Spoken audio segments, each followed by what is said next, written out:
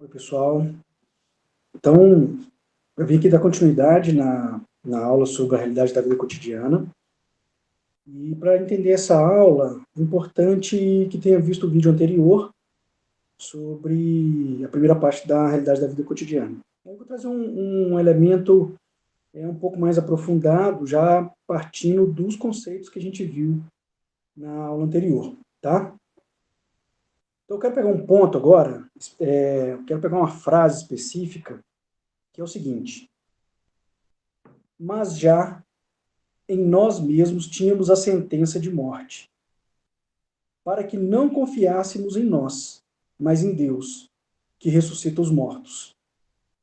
Bom, no primeiro momento, é uma frase um pouco solta, né? É um pouco aleatória. Cada um de vocês agora está tentando interpretar essa frase à luz dos conhecimentos prévios que vocês já têm. E, ao mesmo tempo, pode ser que alguns estejam pensando assim, é uma aula de sociologia, então tem alguma coisa a ver com Berg Luckmann, que é o livro que a gente está estudando, ou tem alguma coisa a ver com alguém da sociologia, Marx, Durkheim, Weber, Foucault. Que frase é essa? Para aqueles que têm uma ligação, de alguma forma, com uma religião, vai levar, pode estar levando pensando que pode ser algum versículo, alguma coisa assim. Para aqueles que conhecem a Bíblia, já identificou, né?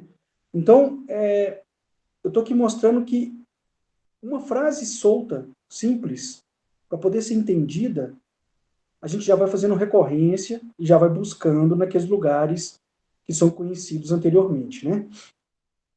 Então, vocês podem percebendo como que a gente vai significando e dando sentido para as coisas, como que a gente vai tentando entender as coisas que estão ao nosso redor, como que a gente vai tentando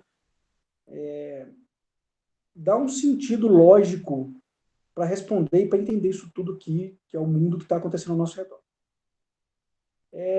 Então, eu estou falando, esse é um versículo do 2 Coríntios, capítulo 1, versículo 9. Vou repetir então. Mas já em nós mesmos tínhamos a sentença de morte, para que não confiássemos em nós, mas em Deus, que ressuscita os mortos. Por que eu peguei esse versículo? Primeiro, é um versículo que, nas interpretações bíblicas, ele não é dado muita atenção a ele. Mas, para mim, ele tem um significado um pouco especial. Por quê?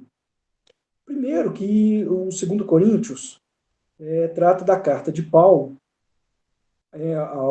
aos Coríntios, que falando sobre o amor. E para mim, o entendimento do amor é o que a condição humana vem aqui para poder aprender e poder transcender.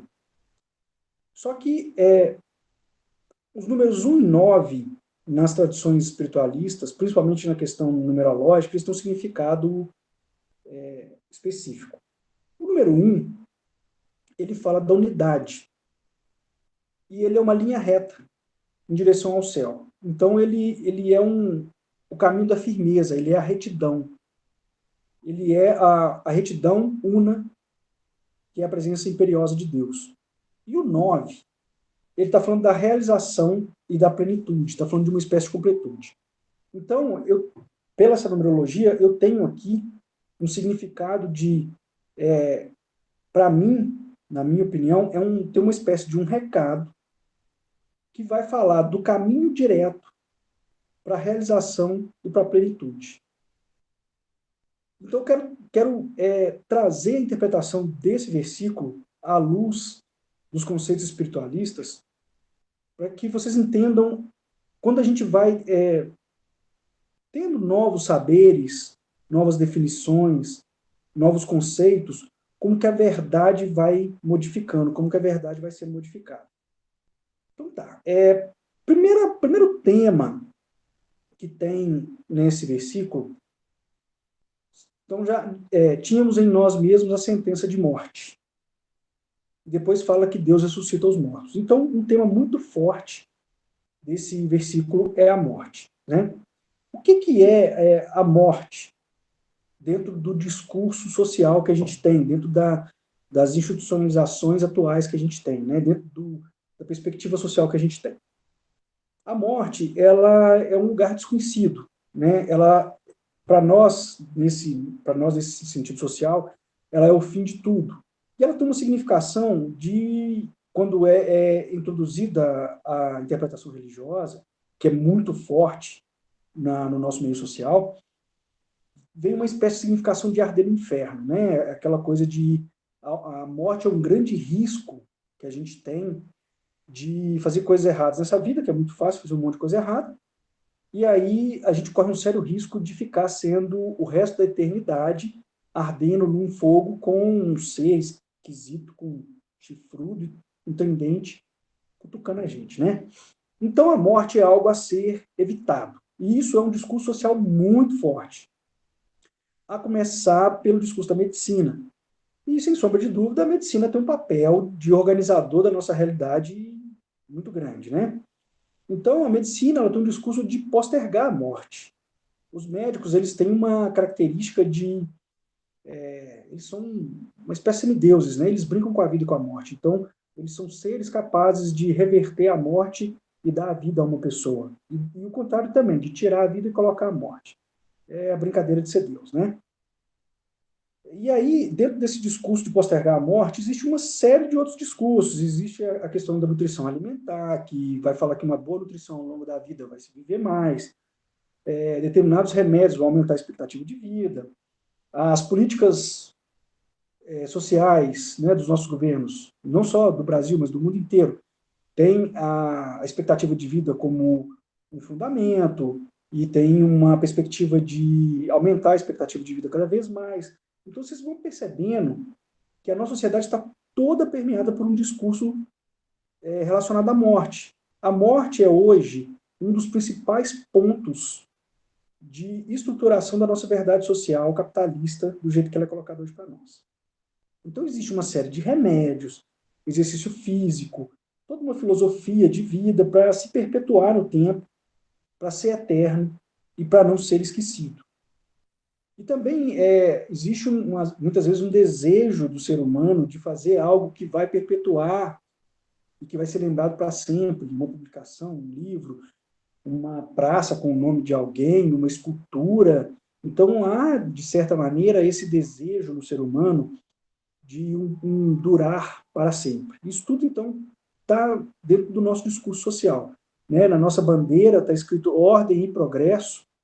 Esse progresso perpétuo, sempre caminhando, e há um desejo muito grande de muitos seres humanos de se perpetuar nesse progresso como um elo muito importante desse progresso a nunca ser esquecido. Né? Então, o que acontece? Quando a gente leva a interpretação desse versículo para o sentido religioso, para o discurso bíblico da religião, a gente vai encontrar no discurso da religião muito sofrimento, muita aflição, muita tribulação.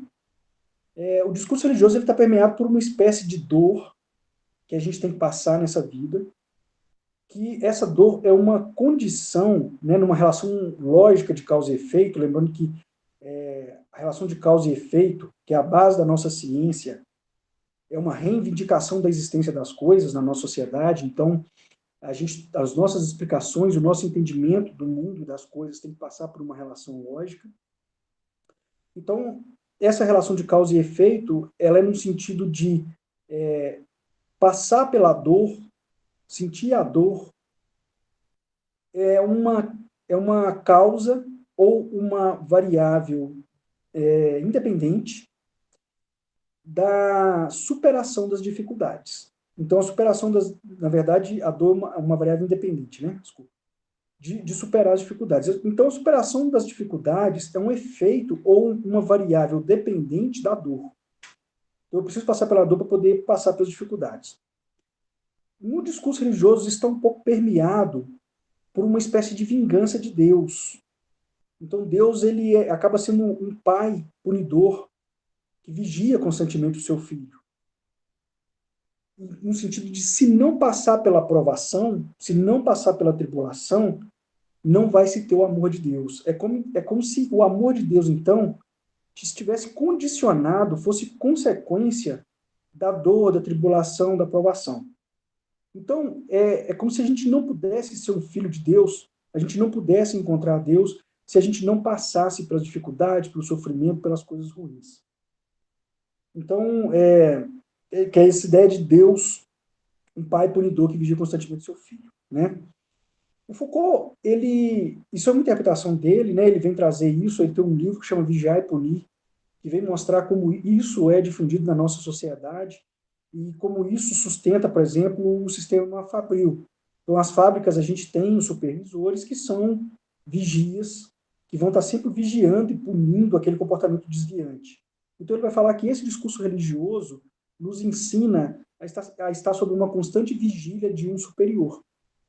E aí a gente fica dócil a esse tipo de relação e aceita a relação industrial e produtiva, fabril, em nome desse aprendizado que a gente vai tendo, inclusive dentro dessa interpretação religiosa. Lembrando que essa interpretação é uma possibilidade de verdade, mas existem várias outras possibilidades de verdade. Então, essa dor, esse sofrimento, traz a ideia da ovelha desgarrada e traz também a ideia de que não se pode deixar a ovelha se perder da vida do rebanho. Então tem que colocá-lo novamente nos moldes do rebanho. Isso é também um discurso que a psicologia vai fazer, né? Que o Foucault também vai discutir essa questão da psicologia. Que o papel da psicologia, então, é pegar essa ovelha que está desgarrada e trazer ela para o formato, a verdade, a realidade do rebanho. E está um pouco relacionado com as coisas que eu já falei no vídeo anterior, e que eu falei um pouco na aula também, que se a gente não seguir a vida do rebanho, né, ou seja, se a gente não cumprir as verdades sociais, então a gente corre o risco de ser marginalizado, de ser taxado como sendo ruim, como sendo mal, perde a conexão social, e aí a gente perde uma essência importante de nós, porque o ser humano em si é um ser social. Então, esse discurso religioso está muito arraigado nessa perspectiva, está muito dentro dessa concepção. Pegando essa concepção para interpretar, então, esse versículo, vocês podem procurar a interpretação desse versículo na internet, vocês vão encontrar muito, então, as tribulações que Paulo passou na Ásia. E também as interpretações desse versículo, elas estão um pouco ligadas à ressurreição, como a ressurreição como uma força que permite passar pela tribulação. Então, a ressurreição é uma forma de evitação da morte. Então, aí tem um discurso de que a superação da morte é que permite, é que nos dá essa força e a motivação da superação das tribulações. Então, esse versículo está bem ligado a essa questão. Eu, pelo menos, não encontrei muitas interpretações diferentes dessa. Está mais ou menos ligado a esse sentido, né? Alguns vão falar que está falando de uma morte, de uma possibilidade de morte física mesmo, que Paulo e Timóteo percebeu na época que estava por esse processo na Ásia.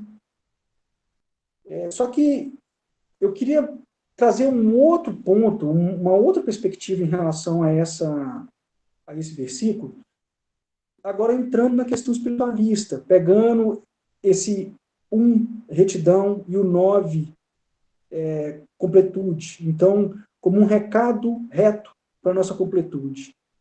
E desvinculando um pouco dessa interpretação religiosa. Como que ficaria isso? E como que a gente poderia fazer isso?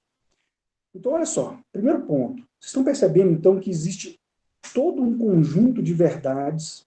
Eu estou falando, então, do acervo de conhecimento, daquele dicionáriozinho que a gente tem para explicar as coisas, como são as coisas. Então, eu estou falando aqui de toda uma estruturação de saberes, de conhecimentos, de elementos que são importantes de ser trazido à tona, como, por exemplo, a morte, a ressurreição, a tribulação,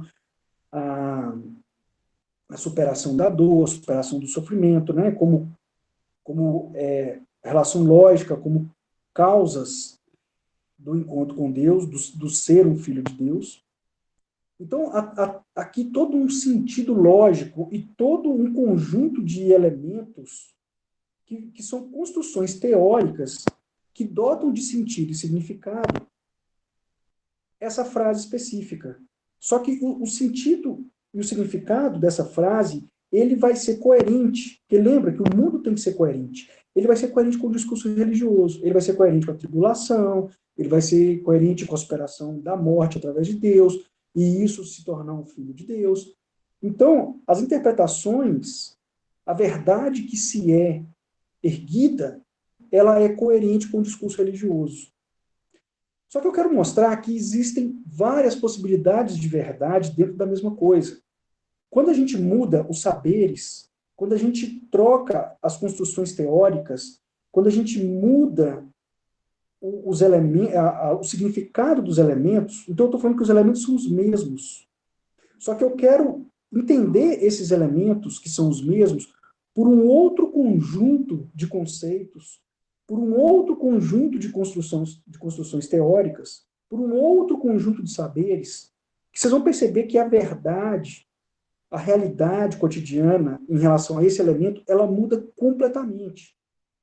Então, eu quero mostrar, quero aqui trazer um exemplo de como a nossa verdade, a nossa realidade cotidiana, ela é consequência daqueles saberes que a gente reúne para definir o sentido e o significado dessa realidade. Então, a nossa realidade cotidiana, no final das contas, ela nada mais é do que a seleção de construções teóricas, de saberes e de elementos simbólicos que vão justificar, na verdade, que vão legitimar, e essa legitimação vai justificar a verdade, ou seja, vai falar que a verdade é verdade, e que ela vai ser sempre coerente com alguma coisa, que é essa a perspectiva da nossa existência de alguma maneira, que é onde, vou colocar assim, são os conjuntos dos saberes e dos elementos que a gente escolheu como sendo a verdade. Tá? Então, vou trazer a interpretação dessa mesma frase para o conjunto de saberes espiritualistas, para vocês perceberem como muda completamente a interpretação, como a verdade, a realidade vira outra. Tá? Os estudos espiritualistas, e eu vou localizá-los aqui, especialmente nos conhecimentos do Oriente, e um pouco adentrando ao sufismo, o sufismo como uma parte do Oriente Árabe, tá? Então, eles vão falar, o mundo, vai falar que o mundo espiritual, ele é uma trindade, ele é um tripé, que é o espírito, a alma e o corpo, tá? Então, a gente poderia simbolizar, vocês estão vendo no vídeo esses três elementos, né? Então, eu tenho aqui como se fosse o espírito, que é o conjunto de todos os conhecimentos, em todas as experiências de carne que uma energia já passou. A alma, que é o fragmento desse espírito na atual experiência na matéria, e a matéria em si. Tá? Então, são esses os três pilares do mundo espiritual. Então, o mundo espiritual vai falar de uma interação do corpo com a alma, mas sob as leis e a regência do espírito. Ok? O espírito, ele representa a vontade de Deus. Por quê? Ele está em unidade, ele está em conexão com o todo, com o que é entendido como sendo Deus. Então, a vontade de Deus significa a correta manifestação que a matéria deve ter para transcender. Então, a vontade de Deus é o todo, é aonde mora o espírito. Ok. A alma, ela é a correta vida em operação. É o pulso da existência da matéria. Quando eu falo a correta vida em operação, significa que a alma conhece as leis da vontade de Deus. Então, o mundo espiritual, ele vem falar que é quando a matéria se entrega para as leis da alma, que é o que a alma veio buscar em termos de experiência e aprendizado para a sua evolução e para a evolução do espírito nessa experiência da matéria. Tá? E o terceiro elemento, que é a matéria, o corpo, eles vão entender como sendo o pecado. Estou trazendo esse termo pecado para fazer uma analogia com a questão da igreja, da religião. Mas aqui o pecado não é aquele pecado religioso. O pecado aqui significa a sublevação da unidade contra o todo, a revolta da unidade. O que significa isso? É que a alma, como ela está conectada com a vontade do todo, a alma sabe viver o todo. Então a alma, ela compreende que a matéria, o indivíduo, eles têm que estar submetido ao todo. Só que o pecado é a gente submeter o todo à nossa vontade individual. Isso é o que eles estão chamando de pecado. E a nossa experiência na matéria começa exatamente pela perspectiva de submeter tudo à nossa vontade individual. Eu acho que isso nem precisa ser explicado, né? Está muito claro que o mundo está essa bagunça que está, o Brasil está essa bagunça que está, e a gente está passando por uma pandemia porque a gente submeteu demais o todo às vontades individuais. E quando a vontade individual está operando, destrói tudo. É só destruição. E o Brasil é isso. Vocês estão vendo a Amazônia, o que está acontecendo por causa de vontades individuais. Olha o que os nossos políticos fazem com o povo por causa de vontade individual. Olha o preço do pacote de arroz, e arroz é o item mais consumido no Brasil. Alimentação básica. Tem famílias que não comem nada, só comem arroz. E olha o que os políticos estão fazendo com nós. Então, daí vocês estão vendo o rastro mais elementar. Significa que, pela vontade individual, a matéria submete o todo, ou pelo menos um grande grupo, aquilo que talvez seja o mais elementar da matéria, alimentação. Então, por vontades individuais, tem muita gente passando fome. Aí vocês vão entendendo o que a vontade individual, o que a matéria, o que a experiência faz, o que a experiência da matéria, da sublevação da unidade contra o todo, faz com o todo. Bom, o corpo e a alma, nas tradições espiritualistas que eu estou falando, significa a experiência inferior. Essa experiência inferior, ela é uma condição inferior que ela é destrutiva, ela é nociva, ela é cega. É entendida dessa maneira nas tradições. Ela não consegue ver o todo porque ela é muito egoísta. Ela quer tudo para si, do seu jeito, e requisita tudo para si. Subverte a vontade de Deus, subverte a lei. E reinventa a lei sob o seu próprio desejo.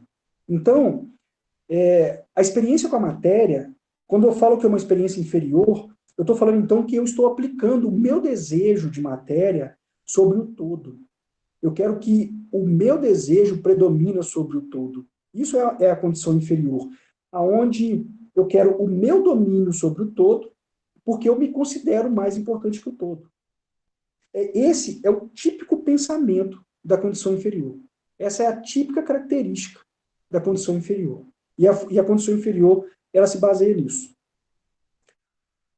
Nessa tradição espiritualista, essa condição inferior, que é a condição da matéria, que é a condição do corpo, que é a condição da carne, por isso que a Bíblia fala tanto os prazeres da carne, eu estou falando então dos prazeres dessa condição inferior, dos desejos dessa condição inferior, é compreendido como sendo o mundo da morte, que na verdade, não é a morte da matéria, não é a morte da carne, é a morte espiritual.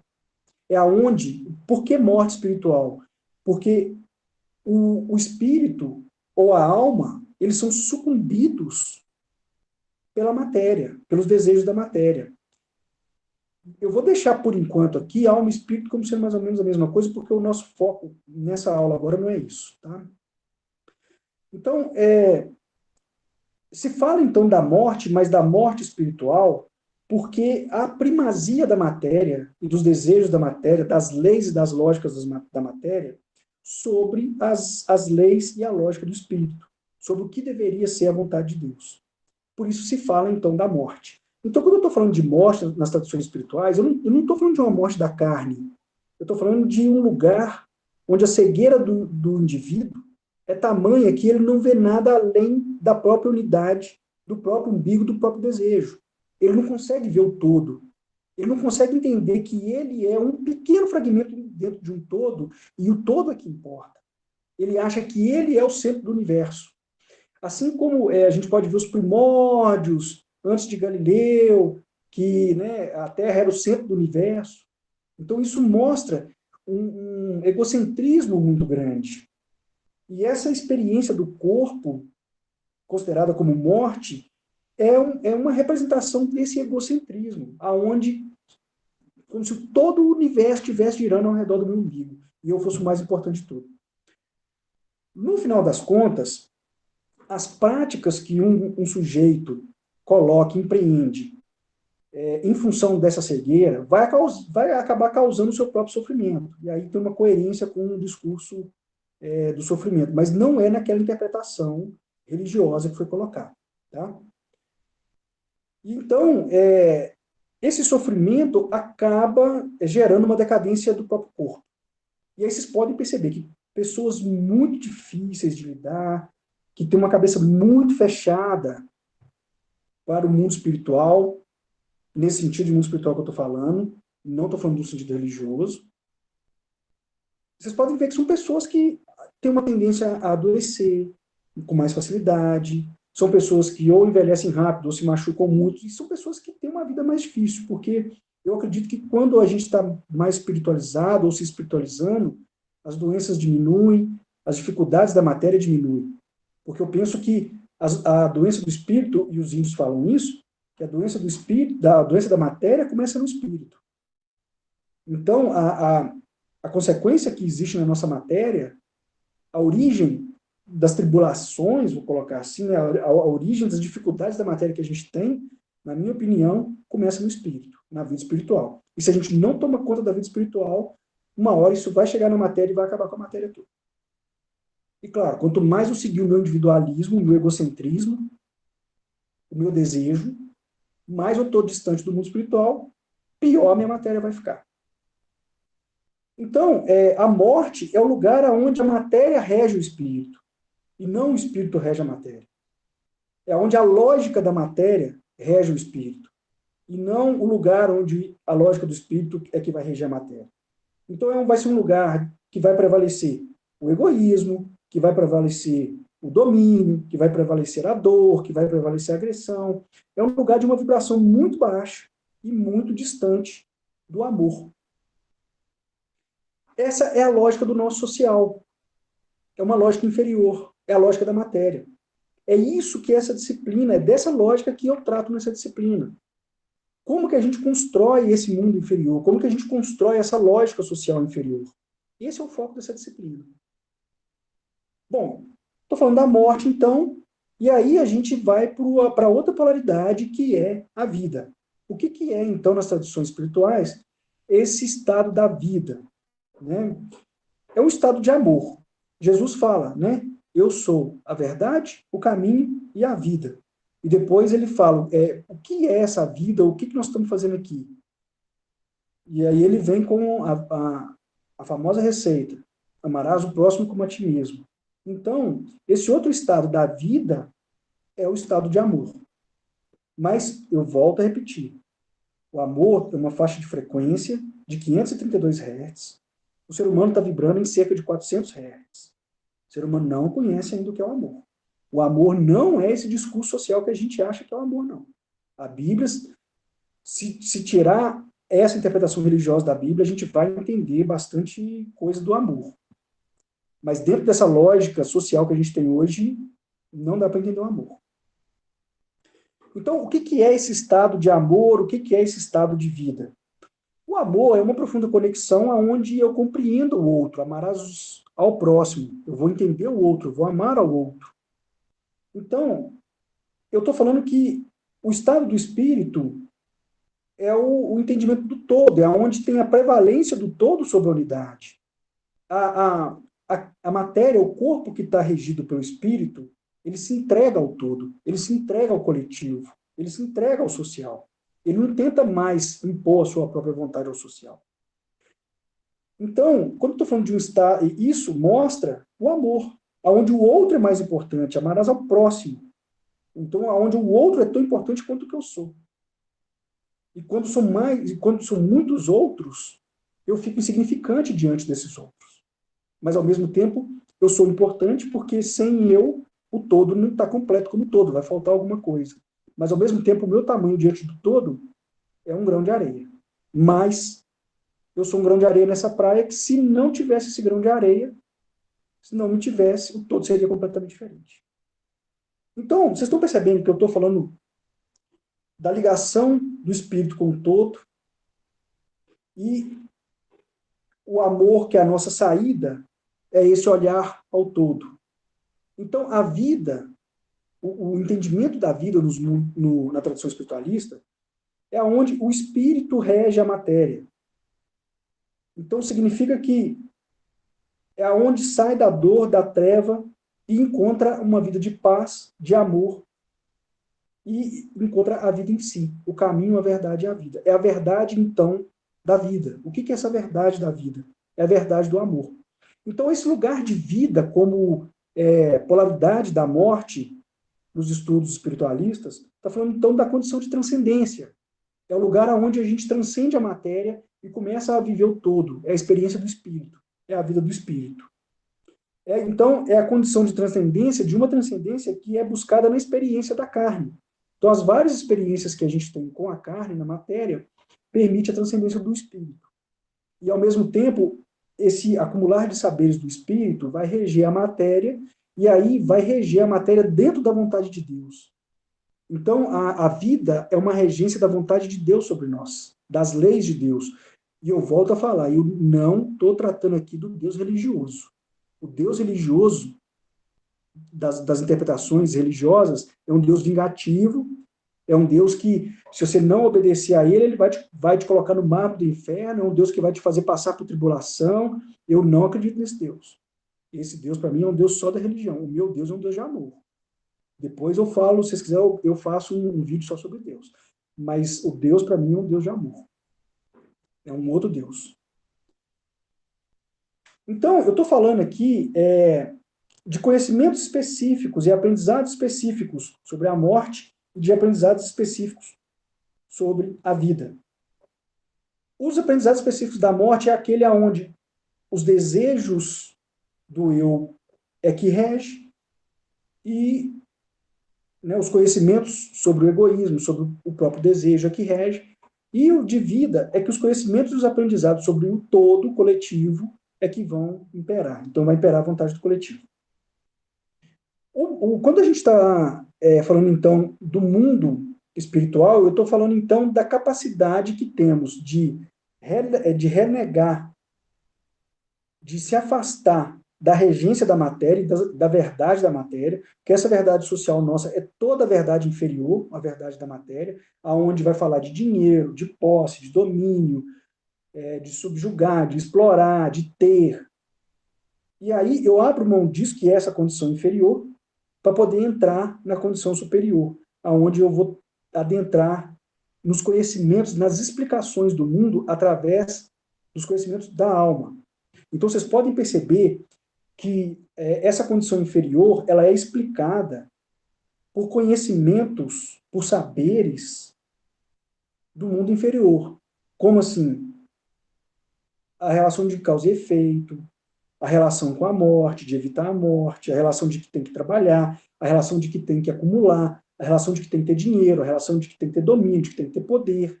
E a gente acaba desejando isso tudo. Quando a gente vai para o conhecimento do mundo espiritual, as leis são outras. As leis estão falando do amor ao próximo, da conexão, do ser. Não fala mais do ter. Vou colocar assim de um modo geral. O ter versus o ser. Né? Então, a condição inferior, as explicações, elas estão muito explicações só da matéria, só do ter, só do material. Só que aí isso é considerado a morte, porque não se contempla o mundo espiritual. E quando a gente está no mundo espiritual, a gente está falando do ser, do, da regência do espírito, dessa conexão do todo, do uno. Então, a gente já nasce na condição inferior. E o grande desafio, então, da experiência humana é sair dessa condição da matéria, mas não é largar a carne, é abdicar desse conceito social para fazer para começar a entrar no mundo espiritual. E isso vai passar pela retaliação social que eu falei, pela possibilidade de marginalização, por agressões, pela não existência, porque está fora do conceito social, e dentro dessa perspectiva que eu falei naquela aula, né, na primeira aula que nós tivemos. Então, nas tradições espirituais, a condição humana ela começa na condição inferior, porque ela nasce regida pela matéria. Então, já é uma condição que começa na morte, na cegueira e na treva. Lembrando que essa morte, cegueira e a treva é a regência da matéria, né? Então, se espiritualizar é justamente seguir os ensinamentos da alma e aplicar sobre o mundo material os conceitos do plano espiritual, fazendo esses conceitos, esses saberes, essa lógica do mundo material ficar em segundo lugar, em segundo plano. Aí a gente sai de uma condição da morte e assume uma condição de vida, inclusive de vida eterna, que é a vida do espírito, é uma vida eterna. Tá? Assim, passei um pouco o mundo espiritual, só para vocês terem um pouco de ideia, quem já conhece vai ver que essa explicação é uma explicação muito superficial, né, bem rasteirinha mesmo do que é o mundo espiritual, mas para quem nunca teve acesso a essas coisas, é um bom pontapé inicial, e aí daqui para frente precisa aprofundar. Como não é o foco dessa disciplina, né, da nossa disciplina, o mundo espiritual, eu vou fazer só essa pequena pincelada e eu vou voltar, então, para essa estruturação de uma outra verdade que eu falei, para a gente entender como é formada a realidade cotidiana de qualquer coisa. Vocês entenderem, então, que a realidade cotidiana desse versículo de Coríntios, do segundo Coríntios, é uma verdade só dentro de várias possibilidades dela. Tá? Então, voltando a esse versículo, a gente tem que... A primeira coisa que me chama a atenção é quando fala, tínhamos em nós mesmos a sentença de morte. Então, vocês estão vendo que eu acabei de falar que a condição humana, ela nasce na condição inferior porque ela nasce na matéria. Ou seja, a gente nasce na morte. Então, o que está dizendo nessa frase? Mas já em nós mesmos tínhamos a sentença de morte. Ou seja, nós estamos na matéria. Nós estamos suscetíveis à matéria. Nós estamos suscetíveis à condição inferior. A gente está manifesto na condição inferior, que nos coloca numa espécie de morte, que é a morte espiritual.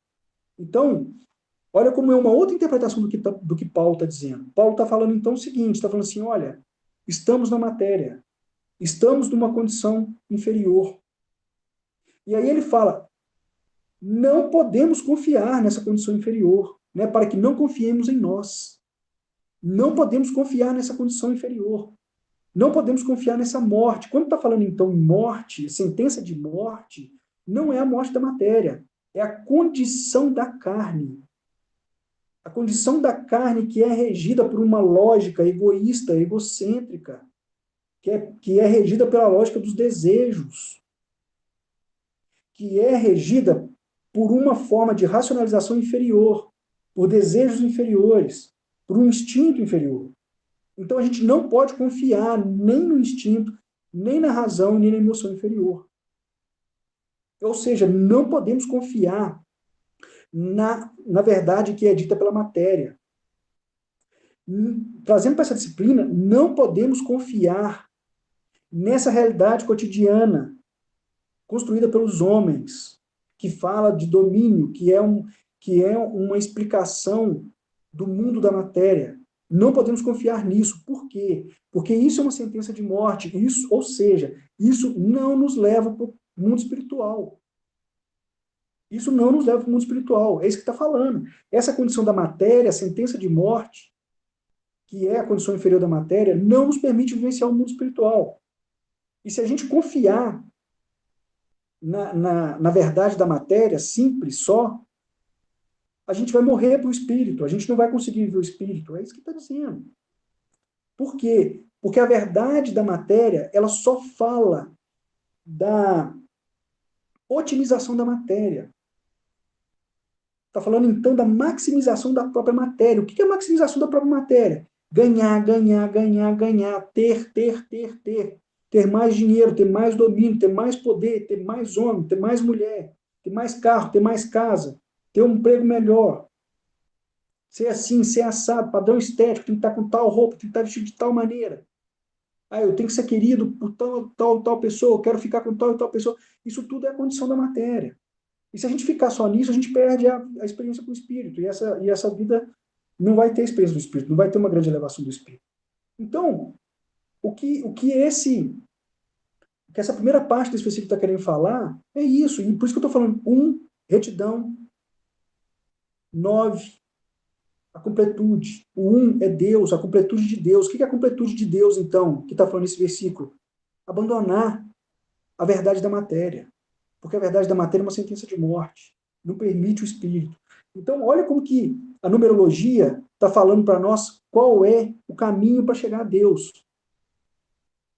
É saindo da lógica da matéria. É entendendo uma outra lógica. Não podemos confiar nas verdades, nas coisas, nas orientações vindas dessa condição, né? Porque elas não levam à morte. Então, qual é a outra lógica, então? Para que não confiássemos em nós, mas em Deus, que ressuscita os mortos. Deus ressuscita os mortos. O que é a ressurreição dos mortos? A vida. Então, Deus ressuscita os mortos. Está falando o seguinte: Deus dá a vida. Confie em Deus. Isso quer dizer o que, então? Siga a lei de Deus. Siga a lei do Espírito. Comecem a viver o Espírito. Comecem a entender o que é o Espírito. Abandonem essa lógica da matéria. E comecem, então, a entender como o Espírito funciona. Tenta começar a entender toda essa realidade, ao invés de ser explicada única e exclusivamente pela matéria, por essa lógica explícita. Comece a entender que existem outros tipos de lei que regem essa matéria, que não são leis aparentes, que não são leis explícitas, que não são as lógicas científicas, que não são as lógicas da medicina, que não são as lógicas da física tradicional, que não são as lógicas da biologia, que não é essa lógica positivista, que não é essa lógica de causa e efeito determinista, tudo determinado. O Foucault vai falar que isso tudo, essa realidade determinista, essa lógica inferior, elas são relações de poder que servem só para domínio. Tudo bem que leva para esse lado do domínio. Então, a gente pode pegar aqui pelo domínio da matéria. Entendendo, então, que não está na lógica do espírito. Não está na lógica de Deus. Então, quando está falando que Deus ressuscita os mortos e para confiar em Deus, está falando, então, confie na lei, na vontade de Deus. Mas não é essa lei, essa vontade de Deus, dos pastores e dos padres. Eu posso falar dos padres porque eu fui até catequista. Então, não é essa lógica do padre, porque essa lógica do padre está dentro, e do pastor também. Tem algumas igrejas fazendo sacrilégios aí.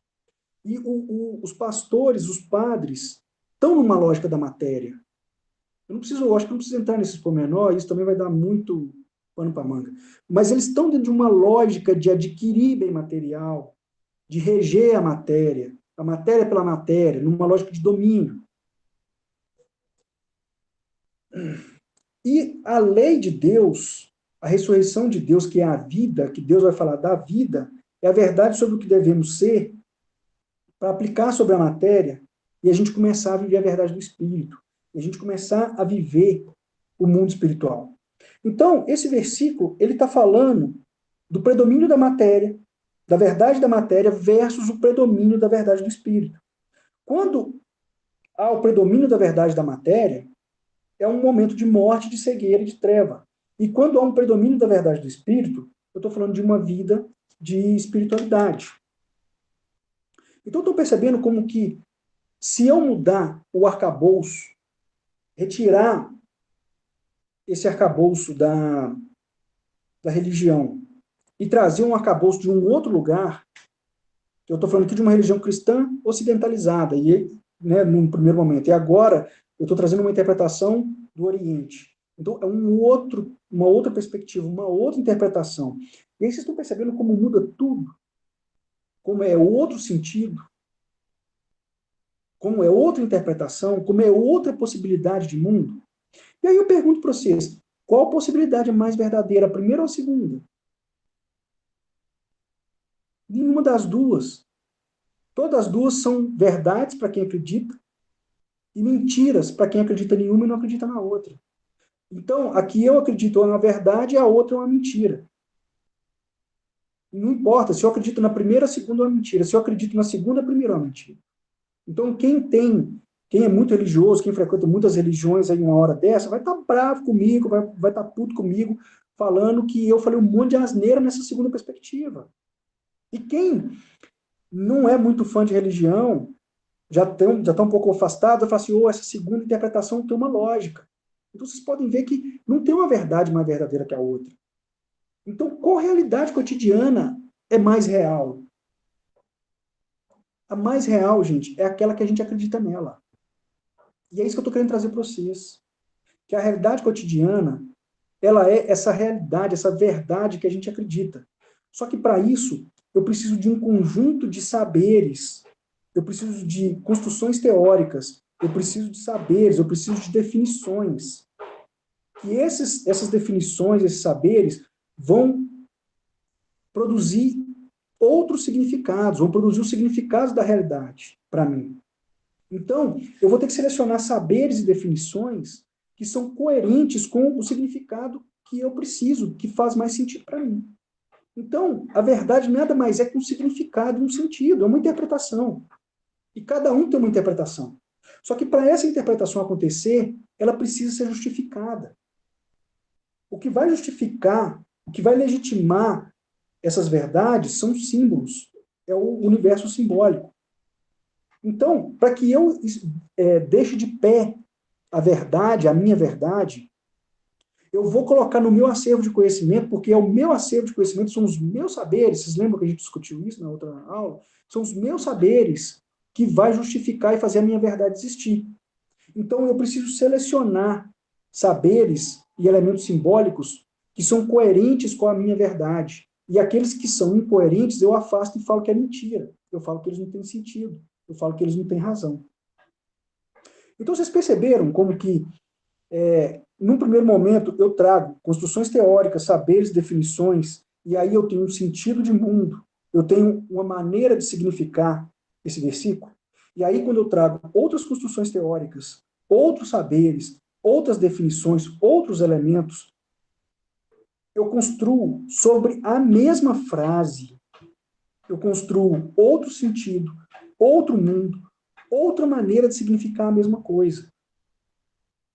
Tá? Então, a nossa realidade cotidiana é o que a gente compreende que as coisas são, as relações que existem entre elas, como elas operam, como elas existem, e qual o nosso papel no meio disso tudo, o que, que eu desempenho nisso tudo e o que, que eu sou no meio disso tudo.